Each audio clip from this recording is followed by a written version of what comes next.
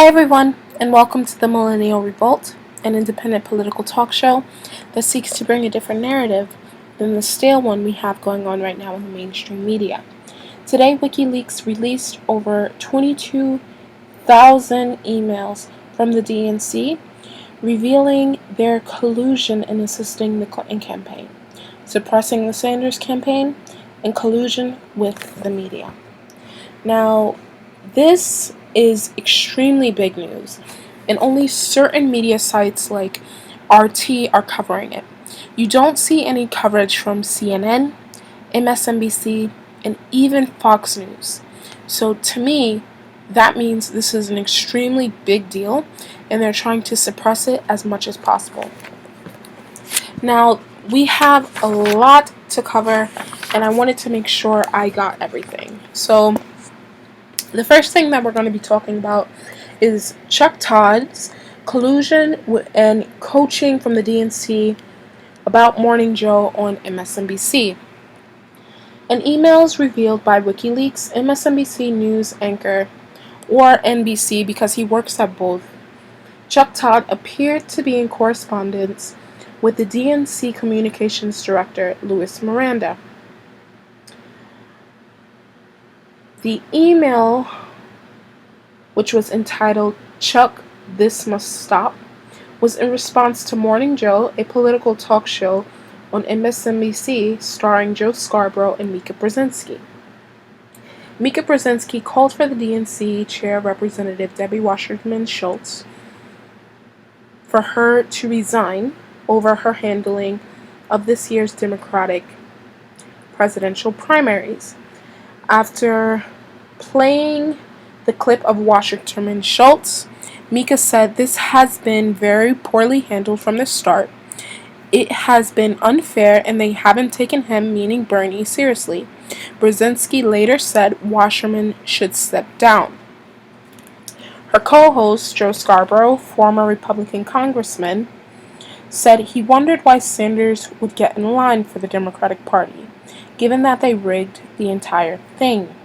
Scarborough said that if he was Bernie, he would tell them to go straight to hell and run as an independent, which people have been saying from the beginning that Bernie should run as an independent, that he, given the base that he has and the amount of support that he has, would clearly be able to give the Democratic Party and the Republican Party a run for their money, given the fact that both of them, Donald Trump and Hillary Clinton, has extremely high unfavorable numbers, seeing as though Bernie has been an independent for most of his political career.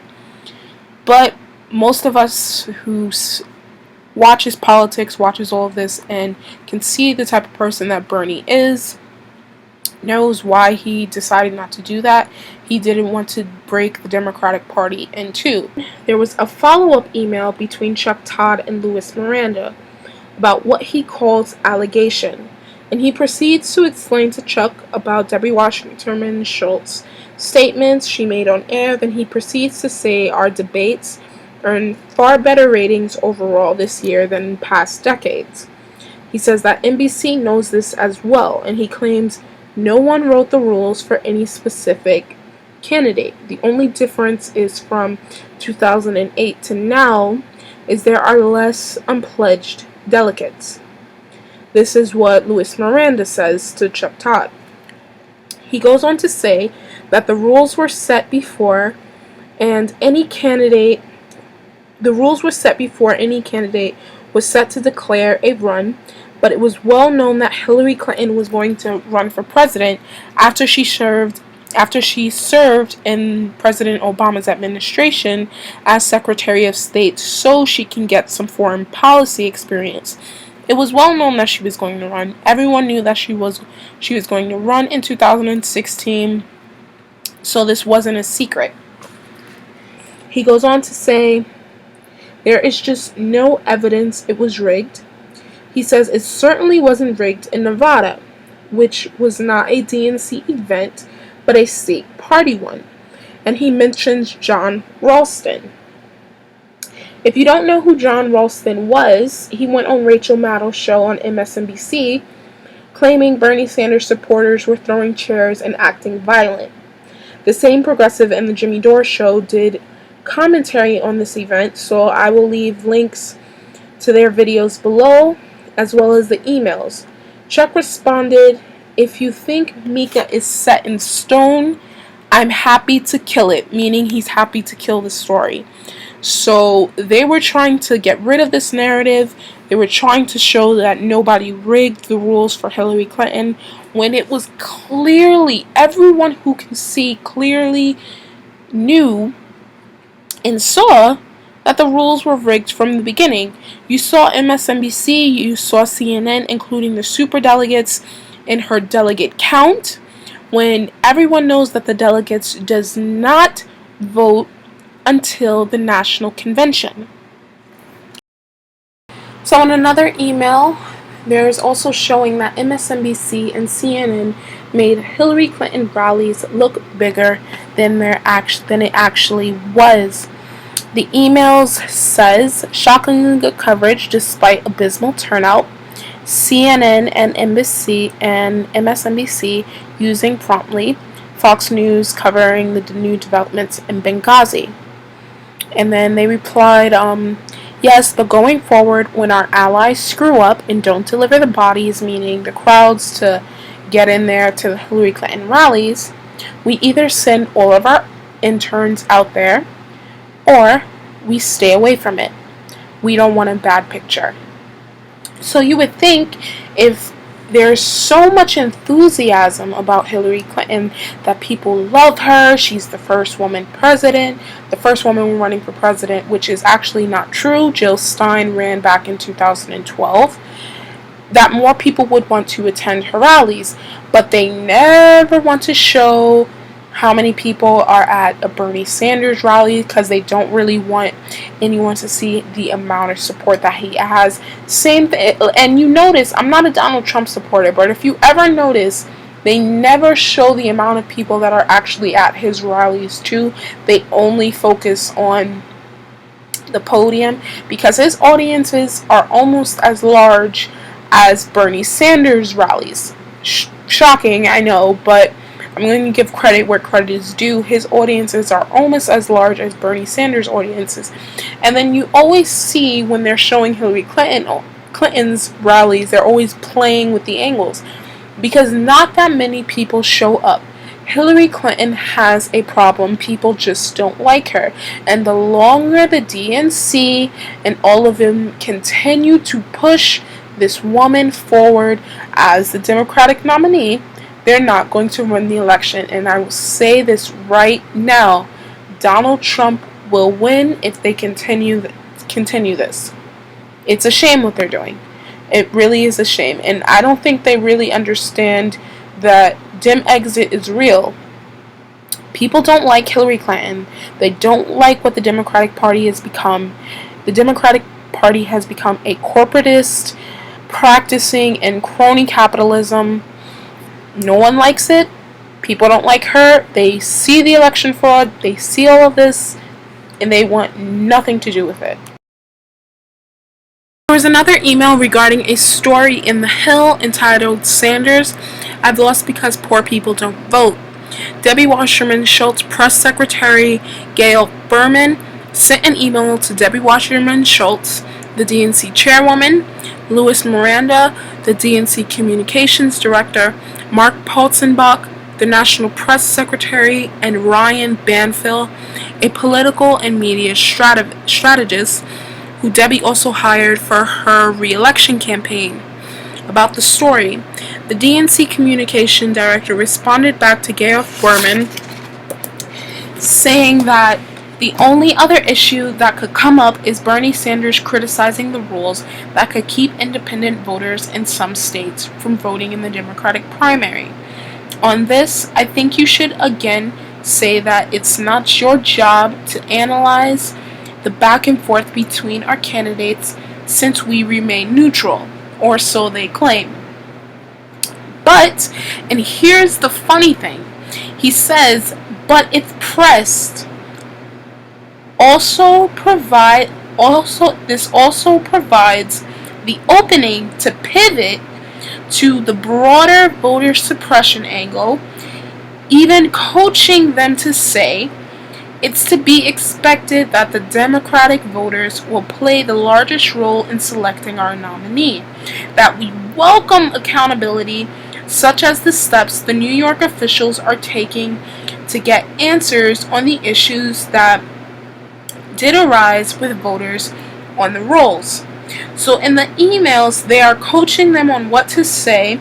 As you know, over 100,000 people in Brooklyn were purged from the voting rolls, and this was where Bernie Sanders had his largest support. So these people are just shameless in their tactics. They're coaching each other on what to say. They're even telling each other how to work around the answers. And these are the people who are supposed to be the Democrats. These are the people who are supposed to uphold democracy, freedom, voters' rights. And you're doing this crap. And then we're supposed to vote for you in the general election. And what gets me so upset about this is no matter how much people put out, all the information with links and sources, people are still going to vote for Hillary Clinton. People are still going to vote for the Democrats. I think this is the year people need to show them that we are not falling in line, that we will not deal with this crony capitalism, that we will not deal with this corporatism and the corruption that's on a massive scale. It's massive. I've never seen anything like this in my life. So the last email that I want to read to you guys is, it talks about the top LGBTQ donors express concern about the possibility of millennials not voting for Hillary Clinton because of the support that they give Bernie Sanders. And do they have a plan to counter this? Which they do. It's called the Millennial Engagement Plan. So they already have this plan in the works and we're trying to get support. Now, that would have been fine and dandy. So I'm going to tell you what the plan entailed. So it says where they send sample tweets and graphics to be shared on Twitter. What's Republicans mean for millennials fact sheets, and Democrats accomplishment fact sheets. They said they know they will lose millennial support if Sanders drops out. But here's the thing that gets me, and what upsets me the most about this particular email, was this was sent on May 4th. Okay? The California primary wasn't even until June 7th. So they were already trying to figure out ways to take away Bernie Sanders' support base and try to give it to Hillary Clinton. They already knew that millennials, the youth, doesn't have the same enthusiasm that they do for Bernie Sanders, and their top donors were worried that millennials weren't going to raise enough money for Hillary Clinton the same way that they raised for Bernie Sanders. But they're doing this months before the California primary and before he even endorsed her. So they had this thing in the bag the whole time. This is extremely shameful and disgusting. And everyone who is a part of the Democratic National Committee should recuse themselves and step down from their positions. Because this is disgusting. This is corruption on a massive scale. And they're supposed to be fair, balanced, and neutral, and you're doing this? And you expect us to vote for her in the general come November? No. I'm so sorry. I'm not falling for any of this crap. I'm not doing this whole lesser of two evils nonsense that I see people pushing around on Twitter, that I see in all of these news articles from all of these magazines. Some of these celebrities are going on and on about, well, it's the lesser of two evils bullshit. Really? Well, after the collusion between the DNC and Hillary Clinton, I'm starting to think that Donald Trump really is the lesser of two evils and that people should vote for him. Vote for Gary Johnson. Vote for Jill Stein, which I'm doing. But I don't think anyone in their right mind would after all of these things, after all of these emails came out, all of this whole scandal behind Hillary Clinton, because eventually they're going to have to talk about it. No matter how much the mainstream media has to dodge it, the internet is around. People are going to see all of this eventually. You can't bury WikiLeaks, no matter how much the press likes to pretend it doesn't exist and doesn't want to get any sources from WikiLeaks. It's there. People have eyes, people have ears, and people have friends who will share this, who will show them, and who will show them what kind of a person Hillary Clinton is, what kind of a person Debbie Wasserman Schultz is, and what kind of person all of these slimy bastards are together. You undermined our democracy. You undermined our votes. And quite frankly, I feel sorry for for Hillary Clinton supporters, because now they all look like asses supporting this type of woman. They really do. I feel sorry for them the most. But some of them are extremely ignorant, and they're going to pretend like none of this exists, and this is all conspiracy theories against Hillary Clinton and trying to ruin her chances as the first woman president. Okay, because I've seen this crap floating around. But before I go, I want to read you something on the Democratic National Committee, on what they says on their party platform. It says, there are several core beliefs that tie our party together. Democrats believe that we're greater together than we are on our own. That this country succeeds when everyone gets a fair shot.